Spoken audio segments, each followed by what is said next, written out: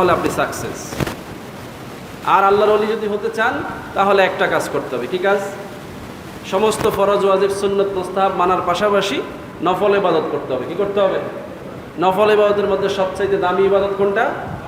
তাহাজ্জুদ নামাজ আপনাকে অভ্যাস করতে হবে। রাসূলুল্লাহ সাল্লাল্লাহু আলাইহি ওয়াসাল্লাম আরও বলেছেন, একেবারেই এই ব্যাপারেই আমাদেরকে একদম বাধ্য করে দেন। রাসূল বলছেন, ইন্নাদ-দীনা ইউসরা ওয়ালা ইউশাদ্দাদুদ-দীনা আহাদুন ইল্লা গালাবা। দিন তোমাদের জন্য আল্লাহ সহজ করে দিয়েছেন, ধর্ম মানাটা আল্লাহ তোমাদের জন্য সহজ করে দিয়েছেন। কঠোরভাবে তোমরা ধর্ম পালন করো, এটা আল্লাহ চান না। তবে যদি নিজেরাই নিজেদের উপরে কঠোরতা আরোপ করো, তাহলে তুমি এটা পালন করতে সক্ষম হবে না।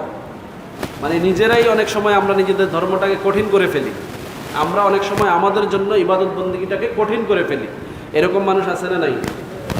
কিভাবে দেখেন বুঝবেন। কিছু মানুষ আছে, সে ইচ্ছে করলেও লম্বা নামাজ পড়তে পারে না, তার সেই সামর্থ্য নাই, ওই পরিমাণ তেলাওয়াত তার জানা নাই, ওই পরিমাণ সূরা লম্বা সে করতে পারে না, তার শারীরিক সামর্থ্য ওই পরিমাণ নাই যে সে লম্বা রুকু দিবে, লম্বা সেজদা দিবে।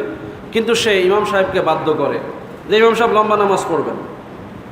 অথবা নিজেই ইচ্ছা করে দেখা গেছে যে নামাজ লম্বা করতেছে, কিন্তু নামাজে মনোযোগ নাই। এরকম আছে না?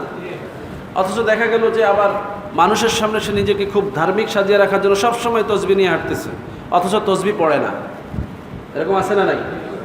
দেখা যায় যে সবসময় সে জামা পাজামা পাঞ্জাবি পরে আপ টু ডেট আছে, কিন্তু ভিতরে মুনাফিকি ছাড়তে পারে না।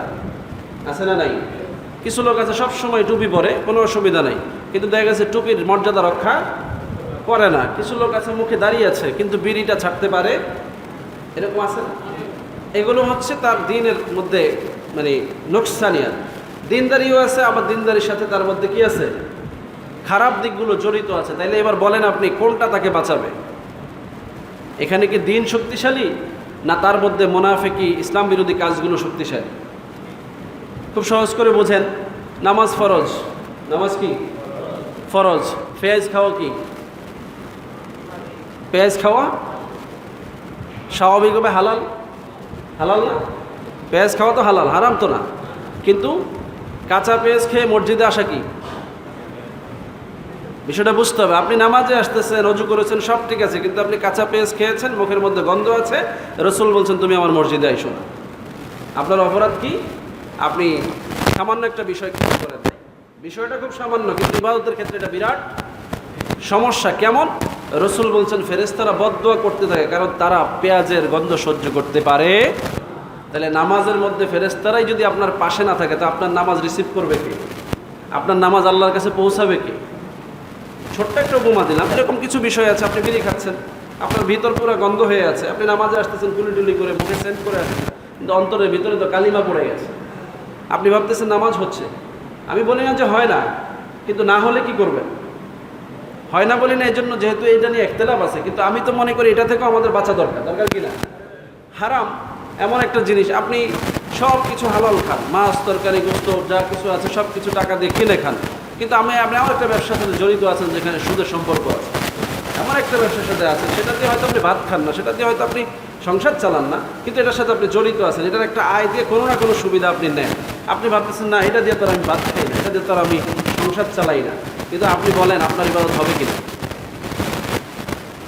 হবে না। কারণ আপনি যে কোনোভাবে যদি সুদের সাথে জড়িত থাকেন, আপনার এগুলো বরবাদ হয়ে যাচ্ছে। আপনি তো ভাবছেন নামাজ পড়তেছেন, এই সকল ত্রুটি বিচ্যুতি থাকলে ফরজ ইবাদতগুলো বরবাদ হয়ে যায়। তখন একমাত্র নফল ইবাদতগুলো বান্দাকে বাঁচায়। সুবহানাল্লাহ। কীভাবে? যখন সে ফরজ ঠিক রাখে, ফরজ ঠিক রাখার পরে যখন আবার নফল পড়ে, নফল পড়ার কারণে সে আল্লাহর কাছাকাছি আসার চেষ্টা করে, আল্লাহ তার গুনাহগুলো মাফ করে, তখন তার যখন আল্লাহর সাথে সম্পর্ক হয়ে যায়, তখন আল্লাহ তাকে ওই পাপ কাজ থেকেও বাঁচায়। হাদিস বলতেছে যে তাহার কী করে? মানুষকে খারাপ কাজ থেকে, পাপ কাজ থেকে বাঁচাইয়া রাখে। তার মানে আল্লাহ তাকে একটা সময় এগুলো থেকে বাঁচাইয়া দিবে। কীভাবে বাঁচাবে? হতে পারে এরকম যে সুদের জরুরত আপনার আছে, আল্লাহ জরুরতটা উঠিয়ে নেবেন, আপনাকে সচ্ছল করে দেবেন, সুদের প্রয়োজন হবে না। হতে পারে না? কিন্তু আপনাকে তো চেষ্টা করতে হবে।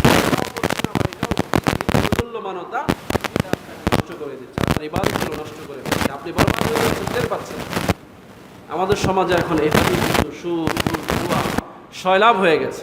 মানুষকে আলাদা করে বোঝানো যাচ্ছে না যে আপনার এই কাজগুলোর কারণে আপনার বৃহত্তর ক্ষতি হচ্ছে, আপনি নিজে ধ্বংস হয়ে যাচ্ছেন, আপনি বুঝতেছেন না। এগুলো নিয়ে সমালোচনা করলেই তো অনেক ধরনের যুক্তিতর্কের অবতারণা করা, না না না আমি তো এগুলো আমার কোনো খাওয়া পড়ার কাজে লাগাই না। হুজুর এগুলি আমি নিইটি না, এগুলি গরিবরে দিয়ে দেব। সুদ আপনি নিচ্ছেন, গরিবরে দিবেন না ধনীরে দিবেন এরকম কোনো বিধান তো নাই, আছে? সুদের এরকম কোনো বিধান আছে? হারামভাবে অর্থ উপার্জন করে আপনি মসজিদ করবেন এরকম কোনো বিধান আছে? হারামটা হারামই, বর্জন করতে হবে। সুদ ঘুষ জুয়া এটার ব্যাপারে আল্লাহর পক্ষ থেকে নিষেধ আছে, এটা বাদই দিতে হবে। হারামকে হারাম বলে বাদ দিতে হবে, মাকরুকে মাকরু বলে ছেড়ে দিতে হবে, কারাহিয়াত যেটা কারাহিয়াত যেটা যেই মানে সেটাকে সেইভাবেই ত্যাগ করতে হবে। তাইলে আপনি আস্তে আস্তে ধর্মের দিকে অগ্রসর হবেন। আল্লাহ পাক আমাদেরকে আরও বলছেন যে তোমরা